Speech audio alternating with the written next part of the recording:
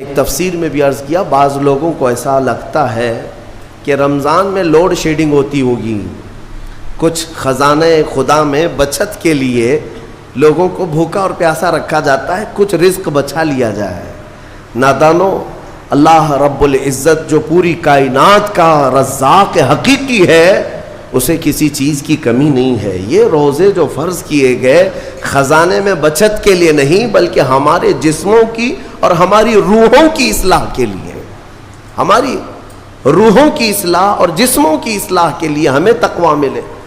میں آپ کو بتاتا ہوں، ایک سوال میں آپ سے پوچھتا ہوں، آج رمضان میں یہ بہت ضروری ہے، کیونکہ رمضان ہونے کے بعد بھی سب کو پتا ہے کہ چاند دکھتے ہی اللہ شیطانوں کو قید کر لیتا ہے، یہ سب کو پتا ہے۔ حدیث پاک میں بھی سرکش جنات اور شیطان دونوں قید ہو جاتے ہیں، ان کو قید کر دیا جاتا ہے، جب تک چاند نہیں دکھے گا یہ نہیں آئیں گے۔ لیکن جو 11 مہینے ہم بلیم ڈالتے تھے شیطان پر کہ ہم سے برائیاں ہو گئی، گناہ ہو گئی، کیوں؟ ارے شیطان ایسا کرا دیا، شیطان ویسا کرا دیا۔ اب رمضان میں کون کرا رہا ہے؟ شیطان تو ہے نہیں، پھر فجر میں سوتا کیوں ہے؟ بغیر نماز پڑھے ٹانگ پھیلائے ویسی نماز قضا کر رہے۔ کون سا شیطان تمہیں سلایا؟ ابھی تو شیطان ہے نہیں۔ ابھی بھی بہت سارے لوگ چوری کا کھانا نہیں چھوڑتے، بہت سارے لوگ جھوٹ، دغا، غیبت یہ رمضان میں بھی نہیں چھوڑتے ہیں۔ تو یہ ان کو کون سا شیطان کروا رہا ہے؟ کون سا شیطان یہ برائیاں کرواتا ہے؟ اس کے جواب کے لیے ایک چیز سمجھنا ضروری ہے۔ یہ بات تو مشہور ہے کہ ساری برائیاں شیطان کرواتا ہے، ابلیس کرواتا ہے نا؟ لیکن آپ کو وہ واقعہ معلوم ہے جب آدم علیہ السلام کو اللہ تعالیٰ نے پیدا کیا اور سارے فرشتوں سے کہا کہ سجدہ کرو، کل ہی کی تفسیر میں میں نے عرض کیا، اس میں ابلیس بھی تھا۔ ابلیس بھی اس وقت بہکا ہوا نہیں تھا، گمراہ نہیں تھا، وہ اچھا تھا۔ ابلیس تو بہت عبادت کرنے والا تھا اللہ تعالیٰ کی، تو اس نے اللہ کے حکم کو ٹال کر آدم کو سجدہ نہیں کیا، غرور میں کھڑا رہا، نافرمانی کیا۔ تو اب میں یہ سوال کرتا ہوں کہ ہر ایک کو گمراہ کرنے والا شیطان ہے، تو شیطان کو کس نے گمراہ کیا تھا؟ اس کو کس نے روکا سجدہ مت کرنا آدم کو؟ کوئی ہے بہکانے والا؟ ارے وہ تو پہلا ابلیس ہے، اس سے پہلے تو کوئی ابلیس تھا ہی نہیں، اس سے پہلے تو کوئی شیطان تھا ہی نہیں۔ شیطان کو کس نے روکا کہ تو بڑا ہے، تو بلند ذات والا ہے، آدم مٹی سے بنا ہے؟ یہ خیال کس نے ڈالا؟ کون سا شیطان تھا اس سے پہلے؟ یہی بات سمجھنے کی ہے۔ محدثین نے مفسرین نے فرمایا، ابلیس کو جس چیز نے سجدہ کرنے سے روکا وہ نفس امارہ ہے، وہ نفس ہے جو آج بھی تمہارے ساتھ ہے۔ ہاں، شیطان تو قید ہو جاتا ہے رمضان کے شروع ہوتے ہی، لیکن نفس تو ساتھ میں رہتا ہے۔ اب پتہ چلا کہ رمضان میں جو کچھ بھی غلطیاں یا کوتاہیاں یا گناہ کچھ لوگوں سے سرزد ہوتے ہیں تو یہ نفس کے پجاری ہیں، نفس ان کے ساتھ ہے، یہ نفس کی غلامی میں آ گئے اور نفس کے شکار ہو گئے۔ اسی لیے قرآن میں اللہ تعالیٰ نے اپنے رسول سے بھی یہ فرمایا، اَرَأَيْتَ مَنِ اتَّخَذَ إِلَٰهَهُ هَوَاهُ أَفَأَنْتَ تَكُونُ عَلَيْهِ وَكِيلًا۔ اے رسول، کیا آپ نہیں دیکھتے کچھ لوگ ایسے ہیں جنہوں نے اپنے نفسانی خواہشات کو اپنا خدا بنا لیا ہے، اپنی خواہشات کو اپنا خدا بنا لیا ہے۔ اے رسول، کیا آپ ایسوں کی سفارش کریں گے، ایسے لوگوں کی وکالت کریں گے؟ یعنی رب تبارک و تعالیٰ نے فرمایا کچھ لوگ وہ ہیں جو اپنی خواہشات کی پوجا میں ہیں۔ کیا مطلب خواہشات کی پوجا؟ کیا مطلب ہے اپنے خواہشات کے پیچھے چلنا؟ مطلب یہی ہے کہ جو دل میں آیا اس بندے نے یہ سوچ لیا اسے کرنا ہی ہے مجھے، یہ خواہشات کے پیچھے چل رہا ہے۔ ہاں، تمہیں آرام کی فکر ہوئی، تم نے خدا کے فرمان کو ٹال دیا لیکن اپنی نفس کی سن لیا۔ اللہ تبارک و تعالیٰ کا حکم کچھ اور ہے لیکن تمہاری طبیعت کچھ اور چاہ رہی ہے۔ رب تبارک و تعالیٰ کا حکم تھا، صبح صبح تمہیں اپنے گھر بلا رہا تھا، لیکن تم نے اس کی نہیں سنی، اپنے من کی سنی، اپنے نفس کی. تو یہی تو ہوا نفس کی پوجا، یہی ہے نفس کی عبادت، نفس کی پرستش، جس کو قرآن میں کہا گیا ہے کہ کچھ لوگ ایسے ہیں جنہوں نے اپنی خواہشات کو خدا بنا لیا ہے. یہ نفس امارہ جس کے بھی اوپر حاوی ہو جاتا ہے، اچھے اچھوں کو یہ ان کا تقوی بھسم کر دیتا ہے، ایمان سے بھی دور کر جاتا ہے. اس لیے میرے عزیزو، میں جو عرض کرنے جا رہا ہوں وہ یہ ہے کہ ہمارے لیے زندگی میں سب سے بڑا چیلنج اپنے نفس امارہ سے لڑنا. آپ کو پتہ ہے رسول پاک صلی اللہ تعالیٰ علیہ وسلم ایک جہاد سے جب واپس مدینے تشریف لا رہے تھے، وہ جہاد بہت سخت تھا، صحابہ زخمی تھے، بہت گھماسان کی لڑائی ہوئی تھی، لیکن جب واپس مدینے آ رہے تھے تو میرے آقا نے ایک جملہ فرمایا تھا، رجعنا من الجہاد الاصغر الى الجہاد الاکبر. اے میرے صحابہ، ہم چھوٹے جہاد سے بڑے جہاد کی طرف جا رہے ہیں. صحابہ نے پوچھا اس سے بڑا جہاد اب کون سا ہے یا رسول اللہ؟ میرے آقا صلی اللہ علیہ وسلم فرماتے ہیں، اے میرے صحابہ، اپنے نفس سے لڑنا اب یہ بڑا جہاد ہے، نفس سے لڑنا بڑا جہاد ہے. میرے عزیزو، یہ خواہشات کو ہی ختم کرنا ہو، اس نفس کو اگر کنٹرول میں لانا ہو تو کیا کرو گے؟ نفس امارہ سب کے پاس ہے. قرآن میں مولا فرماتا ہے وَمَا أُبَرِّئُ نَفْسِي إِنَّ النَّفْسَ لَأَمَّارَةٌ بِالسُّوءِ إِلَّا مَا رَحِمَ رَبِّي. کوئی اپنے نفس سے بچ نہیں پائے گا سوائے وہ شخص جس پر میرا رب رحم فرمائے. اللہ کا رحم جس پر ہو گیا وہ اپنے نفس سے بچ جائے گا. میں آپ کو ایک دعا بتاتا ہوں. حضور پاک صلی اللہ علیہ وسلم اگر دعا کرتے تھے تو اس سے آپ کو اندازہ ہو جائے گا کہ یہ کتنی امپورٹنٹ چیز میں آپ کے سامنے کہہ جا رہا ہوں. کون سی؟ حضور جب دعا کرتے تھے تو یوں کہتے تھے اللہ کی بارگاہ میں، اللہم لا تکلنی الی نفسی طرفۃ عین. اے اللہ تو مجھے میرے نفس کے حوالے ایک منٹ کے لیے بھی مت دینا، تو اپنی حفاظت میں رکھ. حضور جب یہ دعا کرتے تھے کہ مجھے میرے نفس کے حوالے ایک منٹ کے لیے، طرفۃ عین کہتے ہیں پلک جھپکنے کے برابر، اتنے ٹائم کے لیے بھی اے اللہ تو مجھے میرے نفس کے حوالے مت کرنا، تو اپنی حفاظت میں رکھ. سید الانبیاء جب یہ دعا کرتے ہیں تو اندازہ کرو اے مومنو، نفس کی تباہ کاریاں کیا کیا ہیں. یہ کتنوں کو ہلاک کر دیتا ہے، کتنوں کا عمل ضائع کرتا ہے، کتنوں کا ایمان ختم کرتا ہے. اب میں جو بات کہہ رہا ہوں وہ یہ توجہ سے سنو. یہ نفس امارہ جس نے شیطان کو بھی گمراہ کیا، شیطان کو بھی بہکا دیا، یہ نفس آدم کو سجدہ نہ کرنے کا جو غرور پیدا کیا، یہی نفس امارہ تھا. اس نفس امارہ کو اگر کوئی کنٹرول کرا سکتا ہے تو وہ ماہ رمضان المبارک ہے. بس یہی ہے رمضان کی فضیلت. رمضان المبارک اس لیے تمہیں دیا گیا کہ بڑی بڑی طاقتیں تمہارے نفس کو قابو میں نہیں کر پائیں گی، لیکن رمضان کے روزے تمہیں کنٹرول میں لے آئیں گے، کنٹرول میں لائیں گے. اب سمجھ میں آیا کہ روزے کیوں رکھائے جا رہے ہیں؟ ارے گرمیوں کی شدت ہے، ادھر حلق سوکھا جا رہا ہے، پیٹ پیٹ سے لگ جاتا ہے. ان لوگوں کو پوچھو روزہ کیسا ہوتا ہے جو مزدوری کرتے ہیں، ان لوگوں سے پوچھو جو دن بھر کام کاج کرتے ہیں. میرے عزیزوں، روزے رکھنے کے بعد کیا رب تبارک و تعالی کسی کو اس کی طاقت سے زیادہ تکلیف دینا چاہتا ہے؟ نہیں میرے عزیزوں، وہ رحمان ہے. اس نے جب تمہیں ماں کے پیٹ میں 9 مہینے رزق دیا تو کیا کائنات میں نہیں دے گا؟ تمہیں ماں کے پیٹ میں بھی رزق دیتا رہا. تم جب دنیا میں آئے، تمہارے ماں کے سینے میں خون سے دودھ کس نے بنایا؟ تمہارے رزق کا انتظام کرنے والا وہ خدا. اگر تمہیں حکم دیتا ہے کہ صبح سے لے کر شام تک بھوکے رہو تو یہ اس کا ظلم نہیں بلکہ یہ عین کرم ہے. اللہ تبارک و تعالیٰ کا رحم ہے تم پر کہ وہ مولا ہماری اصلاح چاہتا ہے کہ ہمارے اندر تقویٰ آ جائے، جسم میں بھی اور روح میں بھی. اب ایک اور بات میں آپ کو بتا دوں. میں نے ایک بات پڑھی تھی نفس کے متعلق. یہ نفس امارہ اسی لیے امام غزالی رحمۃ اللہ تعالیٰ علیہ نے فرمایا اللہ کی جو مخلوق ہے وہ 3 طرح کی ہے، ایک فرشتے، دوسرے انسان، تیسرے جانور۔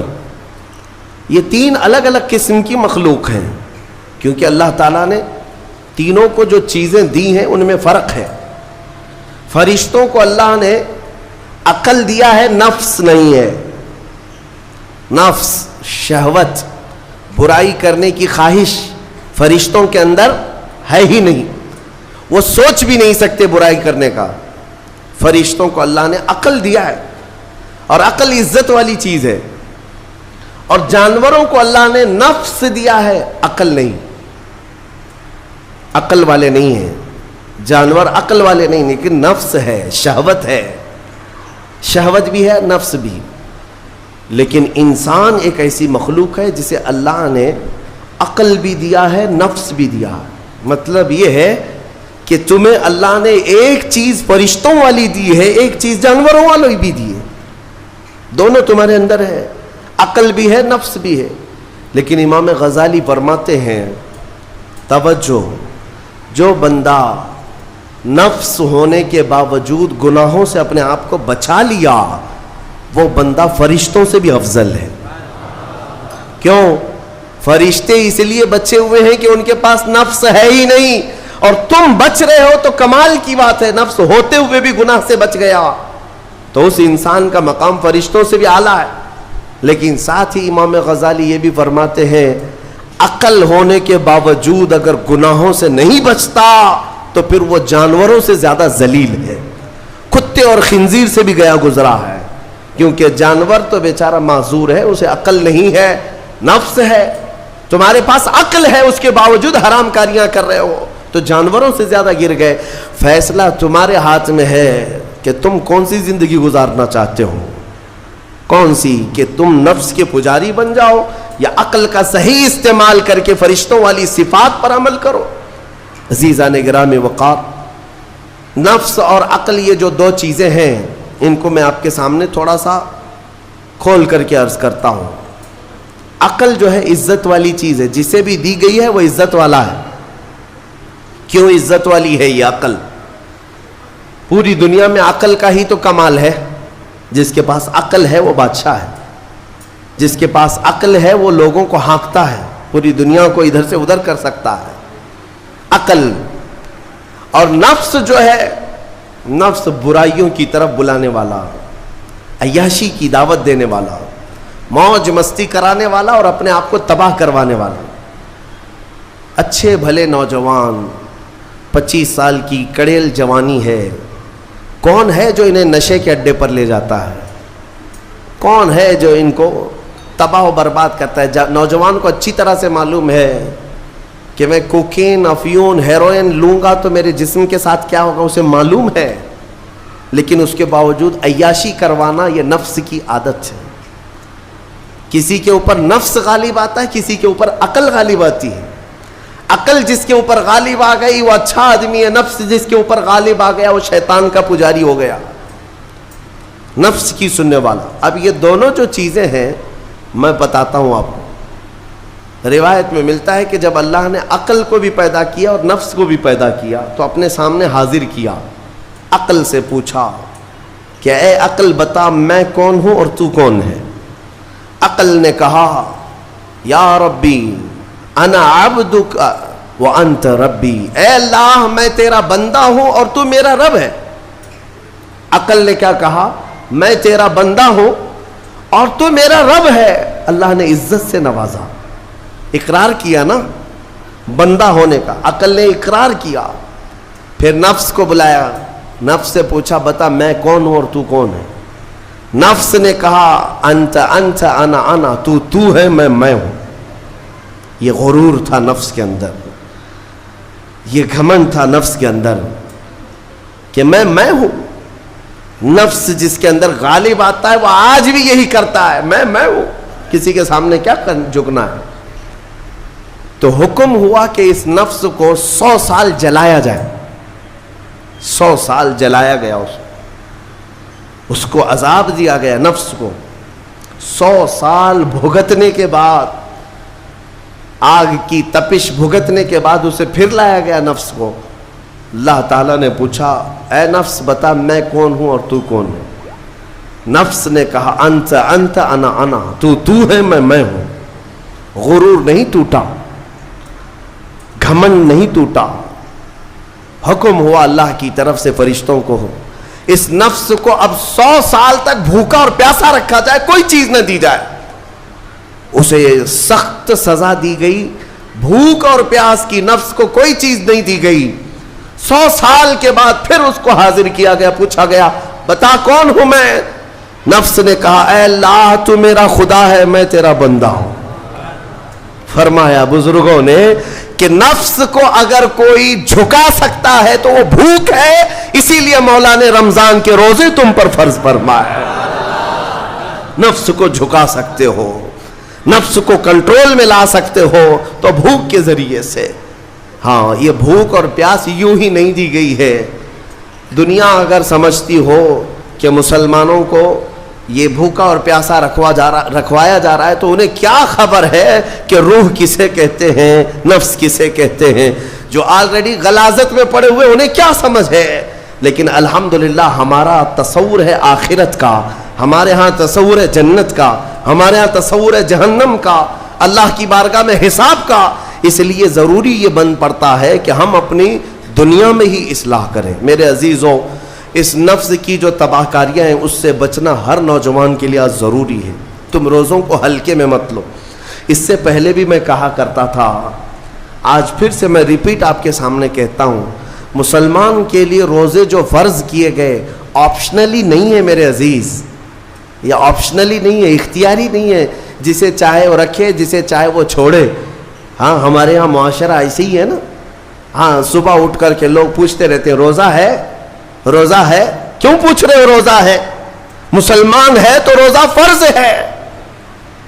روزہ فرض ہے. اگر میں آپ کو پوچھوں اچھا لگے گا؟ انسان ہو اچھا لگے گا. سامنے دکھ تو رہا ہے انسان ہے، پھر کیا پوچھنا ہے؟ مسلمان کے لیے روزہ ایسا ضروری ہے جیسے اس کے لیے انسان ہونا ضروری ہے. وہ روزے چھوڑتا کیوں؟ ہاں چند ہی چیزیں ہیں جہاں تخفیف دی گئی ہے شریعت میں. وہ سفر ہے یا مرض ہے، ایسا مرض کہ جس سے وہ نہیں برداشت کر پاتا، اس میں اللہ تعالیٰ نے اسے چھوٹ دی ہے، رخصت دی ہے. یا حاملہ عورت ہے، یا دودھ پلانے والی عورت ہے، یا پھر اب بہت سارے لوگ ایسے ہیں جو ہٹے کٹے ہیں، تندرست ہیں، توانا ہیں، روزے چھوڑے ہوئے ہیں. میرے عزیز سب ہونے کے بعد اگر روزہ چھوڑنے کی کسی کو رخصت ہے نا تو صرف ان عورتوں کو جن کی ماہواری آتی ہے مہینے میں یا بچے کے بعد، حیض و نفاس والی عورتوں کے لیے روزہ نہیں ہے. تو میں ان لوگوں سے پوچھتا ہوں کیا تمہاری بھی ایسی کیفیت ہے جو تم روزہ چھوڑے گھوم رہے ہو؟ ناپاک ہو؟ ناپاکی آئی ہے؟ نہیں ہے تو پھر کیوں روزہ چھوڑتے ہو؟ ایک روزے کو چھوڑنے کی سزا حدیث میں بتائی گئی 900 سال دوزخ میں رکھا جائے گا. 900 سال. اب کیلکولیٹ کرو اگر تمہاری زندگی کے روزے قضا ہیں تو کتنے 100 سال جائیں گے. اسی لیے میرے عزیزو جب تک طاقت ہے روزے فی الحال کے رکھو ہی رکھو. اگر پیچھے کے چھوٹے ہیں تو اسے بھی پہلے کمپلیٹ کر لو، ورنہ قیامت کے دن کی سزائیں نہیں برداشت کر پاؤ گے، بھگت نہیں پاؤ گے. یہ ہم جو بار بار کہتے ہیں آپ کے روزہ رکھنے سے میرا کیا ہے، ہم تنبیہ صرف اس لیے کرتے ہیں کہ قیامت کے دن اللہ تعالیٰ کے عذاب میں گرفتار نہ ہو جاؤ، عذاب میں گرفتار نہ ہو جاؤ. اور ہمارے بزرگوں نے ہمیں تعلیم دی ہے کہ اللہ تعالیٰ جب 11 مہینے کھلاتا پلاتا ہے اور وہی مولا 1 مہینہ اگر حکم دے تو یہ کس قدر بندے کی ناانصافی ہے کہ اپنے مولا کے حکم کو پیٹ پیچھے ڈالتا ہے اور پھر کھاتا پیتا رہتا ہے. کیا اسے اپنے رحمان کی رضا کی اتنی بھی فکر نہیں ہے کہ یہ میرے مولا کی رضا ہے روزہ؟ اسی لیے تو اس مولا نے فرمایا روزہ میرے لیے ہے اور اس کی جزا کچھ نہیں، میں خود بندے کا ہو جاؤں گا. الصوم لی وانا اجزا بہ. اور ایک حدیث میں عجزی بھی پڑھا گیا، یعنی روزہ میرے لیے ہے اور میں ہی اس کی جزا ہوں، میں ہی اس کی جزا ہوں. مطلب یہ ہے کہ دوسرے اعمال کی جزا میں جنت ہے, محلات ہے, الگ الگ ثواب ہے, لیکن روزے کے متعلق مولا نے فرمایا میں خود ہی اس کی جزا ہوں. تجھ سے تجھی کو مانگ کر مانگ لی ساری کائنات, جس کا خدا ہو گیا اس کی ساری کائنات. میرے عزیزوں, اللہ تبارک و تعالیٰ اگر کسی بندے کا ہے تو پھر اس کے کیا کہنے. اچھا, ایک اور اس میں حکمت یہ ہے, روزہ جو رکھا جاتا ہے یہ بندے اور اللہ کے بیچ کا راز ہے, دوسرے کسی کو پتہ نہیں. میرا روزہ آپ کو نہیں معلوم, آپ کا روزہ مجھے نہیں معلوم. چہرہ دیکھ کر کے کچھ بھی کہا جا سکتا ہے. ہاں, چہرہ دیکھ کر کسی کا روزہ پتہ چلے گا. آپ کل سحری کر کے نیت کر کے روزے سے آئے ہیں, کسی کی پیشانی پہ تو لکھا نہیں ہے کہ یہ روزے دار ہے. آپ نے کہا ہم نے مان لیا, لیکن حقیقت کیا ہے یہ تم جانو گے, اللہ ہی جانے. بہت سارے تمہارے پاس موقع ایسے آتے ہیں جب ایک ایک گھونٹ نگل سکتے ہو, وضو کے بیچ میں, غسل کے بیچ میں, جب کوئی نہ دیکھ رہا ہو تب چٹکیاں لے کر اندر ڈال سکتے ہو, کوئی نہ دیکھ رہا ہو. لیکن بندے اور مولا کے درمیان کا ایک راز ہے روزہ. اسی وجہ سے ایک حدیث میں ملتا ہے قیامت کے دن جب ایمان والوں کو جمع کیا جائے گا اور جن کی بخشش ہو جائے گی تو ان میں ایک جماعت ایسی ہوگی جو جنت کی طرف اڑتے ہوئے جا رہے ہوں گے اور جنت میں پہنچ جائیں گے, کسی کو نظر نہیں آئیں گے, بہت تیزی سے وہ جنت پہنچ چکے ہوں گے. باب الریان ایک دروازہ ہے جو صرف روزے داروں کے لیے, جن کے روزے اللہ کی بارگاہ میں پسند آ گئے, وہ دروازہ صرف ان کے لیے. وہاں پہنچ چکے ہوں گے, بہت سارے اہل اللہ, بڑے بڑے مقامات والے وہاں موجود ہوں گے. پوچھیں گے تم کہاں سے آئے, کون سے راستے سے آئے؟ نہ وہاں نظر آئے نہ راستے میں نظر آئے, یہاں کیسے پہنچے؟ تو وہ کہیں گے کہ اللہ تبارک و تعالیٰ نے ہمیں روزوں کی وجہ سے یہ مقام دیا. رب تعالیٰ کی طرف سے ارشاد ہوتا ہے کہ ان بندوں نے دنیا میں جو روزہ رکھا تھا وہ سب سے چھپا ہوا تھا, کسی کو پتہ نہیں تھا روزہ ہے یا نہیں. اس لیے جب میں نے ان کے روزے قبول کیے تو سب سے چھپا کر انہیں جنت کی طرف بھیج دیا. وہاں پر بھی یہ جزا دی گئی. میرے عزیزوں, فضیلتیں بہت ساری ہیں, سب کو پتہ ہے, لیکن میں جو کہہ رہا ہوں وہ یہ ہے کہ اگر اپنے نفس کو کنٹرول میں لانا ہو تو یہ روزے شرط ہیں. ایک صحابی حضور کی بارگاہ میں آئے, جوان تھے, کہا کہ یا رسول اللہ صلی اللہ علیہ وسلم, جوان ہو چکا ہوں, شادی کی عمر ہے, لیکن شادی کرنے کی طاقت نہیں, مال نہیں, اسباب نہیں, کیا کروں؟ شادی نہ کرے تو گناہوں کی طرف چلے جائیں, خواہشات ہیں انسان کی. تو جانتے ہیں میرے آقا صلی اللہ تعالیٰ علیہ وسلم نے کیا فرمایا کہ اگر استطاعت ہے تو شادی کر لے, ورنہ روزہ رکھ لے. شادی کے بدل ڈائریکٹ کون سی چیز؟ روزہ. فرمایا اس لیے کہ روزہ تمہاری شہوت کو ختم کرتا ہے, تمہارے اندر صبر قائم کرتا ہے. عزیزان گرامی, حدیث پاک کا یہ مفہوم میں آپ کے سامنے رکھ رہا ہوں. تربیت میں میرے آقا نے ان نوجوانوں سے کہا جن کی شہوت غالب ہے, جو گناہوں کی طرف زیادہ جا سکتے ہیں, ان کے لیے فرمایا گیا وہ روزہ رکھیں, کنٹرول میں رہیں گے. صرف رمضان کا ہی نہیں, سال میں اور بھی دنوں میں روزہ رکھو تاکہ تمہارا نفس قابو میں رہے, کنٹرول میں رہے. میں چند مہینے پہلے کچھ نوجوانوں کی کثرت کو دیکھ رہا تھا جو اپنے جسم کو شیڈول بنانے کے لیے, مینٹین کرنے کے لیے ڈائٹ پلان تیار کر رہے تھے. تو اس میں ایک بہت ہی بڑے ڈاکٹر ہیں جنہوں نے ڈائٹ پلان دیا, تو اس میں انہوں نے مینشن کیا کہ ہفتے میں ایک دن بھوکا رہنا چاہیے, صبح سے شام تک. وہ نان مسلم ہے. میں نے پوچھا تھا کہ یہ آپ کے ڈائٹ پلان میں کس لیے ہے, تو انہوں نے اس کی سائنٹیفک وجہ بتائی کہ ہفتے بھر میں ہم جو کچھ بھی کھاتے ہیں, کچھ ایسی چیزیں جمع ہو جاتی ہیں جن کو پگھلنے کا موقع ہی نہیں ملتا, ہم بار بار کھاتے رہتے ہیں, اس پر چیزیں جمع ہوتی رہتی ہیں. ایک دن ہفتے میں اگر اپنے پیٹ کو خالی چھوڑ دیا جائے تو فاسد مادے گل کر کے باہر نکل جائیں گے اور صحت ہمیشہ صحیح رہے گی. یہ دنیا کہہ رہی ہے. میرا مولا بغیر حکمت کے کوئی چیز تم پر فرض نہیں فرماتا. جس نے ہمارے جسموں کو بنایا, جس نے ہماری روح کو بنایا, وہی زیادہ بہتر جانتا ہے کہ ہمارے حق میں کیا چیز اچھی